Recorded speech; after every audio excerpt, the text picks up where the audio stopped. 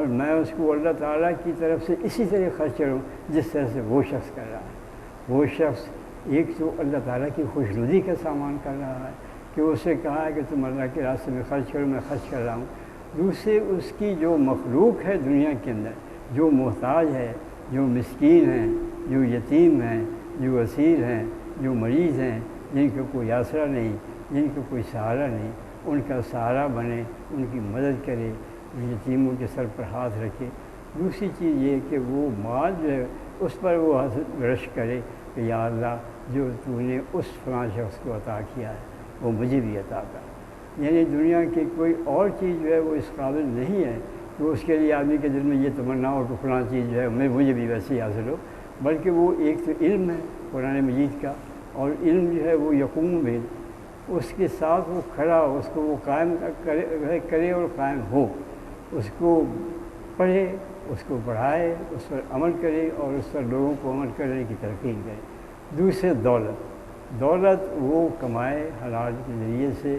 اور لوگوں تک اس کو پہنچائے، جو حاجت مند ہیں ان کو دے۔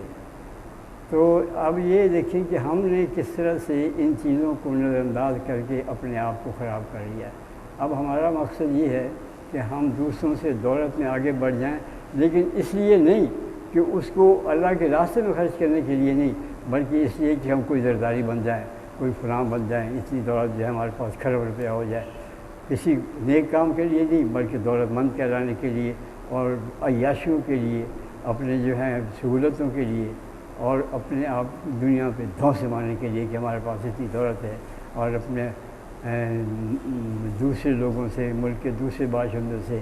یا اپنے آپ کو برتار اور ممتاز جو ہیں وہ مقام عطا کریں، اور دنیا بھر کی سہولتیں جو ہیں وہ ان سے استفادہ کرنے کی کوشش کریں۔ اس لیے تو یہ چیز جو ہے دولت ایک عارضی چیز ہے، لیکن اس عارضی چیز کے لیے بھی جو حضور نے پیغام دیا ہے وہ یہ ہے کہ اس دولت کا استعمال جو ہے دراصل وہ اگر اللہ تعالیٰ کے قانون کے مطابق تو وہ ایک ایسی چیز ہے جس کے لیے انسان کو جس کی خواہش کرنی چاہیے اور جس کی اللہ سے دعا مانگنی چاہیے کہ اللہ مجھے بھی عطا کر کہ میں اس کو تیری دولت جو ہے عطا کروں۔ نبی کریم صلی اللہ علیہ وسلم کے زمانے میں صحابہ کرام جو تھے نادار تھے، انہوں نے آ کے عرض کیا یا رسول اللہ ہم تو پیچھے رہ گئے، یہ دولت مند جو ہیں یہ ہم سے بہت آگے بڑھ گئے ہیں، تو ہم کیا کریں؟ تو آپ نے انہیں ہدایت کی کہ آپ نماز کے بعد یہ سبحان اللہ الحمدللہ یہ پڑھا کریں۔ جب وہ دولت مند لوگوں کو معلوم ہو گیا کہ یہ حضور نے ان کو بتایا تو انہوں نے بھی پڑھنا شروع کیا۔ تو آپ نے پھر وہ صحابہ کرام جو نادار تھے حضور کے پاس گئے تو حضور نے کہا حضور انہوں نے وہ بھی کرنا شروع کیا، اب آپ کیا کریں؟ فرمایا ذالک فضل اللہ یؤتیہ من یشاء، یہ اللہ کی دین ہے، اور یہ ہے کہ یہ آزمائش ہوتی ہے، آزمائش کسی کو وہ مال دے کے کرتا ہے، کسی کو مال نہ دے کے کرتا ہے۔ تو اسی طرح سے قرآن مجید اور اس کا علم جو ہے یہ اصل چیز اس کی ہدایت سے یقوم بھی، اس کو قائم کرے، اس کو قائم ہو، اس سے عمل کرے۔ اب لیکن ہم اس پر عمل کیا ہے یہ کہ ہم اس کو عملوں کے حوالے کر دیا ہے کہ وہ اس سے کہ یاسین ہو آسان بمیری پڑھتے وقت جو ہے وہ اس کو یاسین پڑھو تاکہ اس کی جان آسانی سے نکلے، مر جائے تو قرآن مجید پڑھ کے اس کو ثواب پہنچاؤ تاکہ اس کی جو ہے عذاب قبر سے وہ محفوظ رہے۔ اس طرح کی چیزیں جو ہیں، اور یہ ہے کہ اس میں کلام پڑھ کے یہ فلاں کا دم کرو، فلاں بچھو کا دم ہے، یہ چیزیں ممنوع نہیں ہیں۔ یہ خود قرآن مجید کے اندر جو ہے یہ شفا کا لفظ جو ہے اس میں صدور بھی ہے،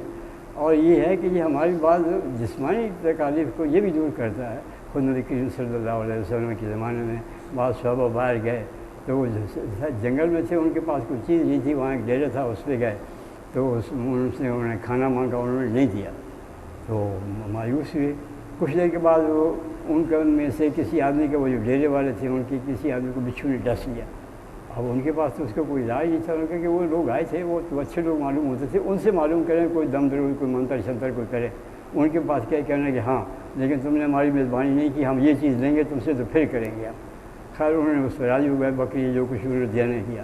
تو انہوں نے سورہ فاتحہ، اب ان کو کوئی یہ پڑھایا تو نہیں تھا نبی کریم صلی اللہ علیہ وسلم نے کہ تم سورہ فاتحہ پڑھ کے دم کر لیا کرو تو بچھو کا جو ہے درد وہ ٹھیک ہو جائے گا۔ انہوں نے پڑھا وہ ٹھیک ہو گیا، اور انہوں نے وہ لے لی جو نظر ان سے کی تھی، اور نبی کریم صلی اللہ علیہ وسلم کے پاس اس وقت تک اس کو ہاتھ میں لگایا جب تک کہ آپ پاس نہ لے گئے۔ آپ نے فرمایا ٹھیک ہے، آپ نے اچھا کہ یہ لے لینا چاہیے تھا۔ اسی طرح سے یہ مولانا اشرف علی تھانوی کہتے ہیں کہ میرے پاس ایک عورت آئی، اس نے کہا کہ اب دیکھیے نا لوگ بھی کیا کیا قرآن مجید سے توقع رکھتے ہیں، اور یہ لوگ بھی جو کیسے ہیں کہ انہوں نے کہا کہ میری مانگ ٹھیک ہی نہیں ہوتی۔ تو مولانا اشرف علی تھانوی رحمۃ اللہ علیہ کہتے ہیں کہ مجھے ان کے جو پیر تھے مولانا حضرت امداد اللہ مکی، انہوں نے کہا تھا کہ کوئی تمہارے پاس اگر کوئی آئے آدمی تو اسے خالی نہ بھیجو، اسے کوئی تعویذ کوئی آیات کوئی بات بتا دو، کوئی وید وظیفہ، تاکہ وہ مایوس نہ ہو۔ کہنے کہ میں نے میری سمجھ اور تو کچھ نہیں ہے، میں نے کہا تم پر جو مانگ نکالنے سے پہلے اہدنا الصراط المستقیم پڑھا۔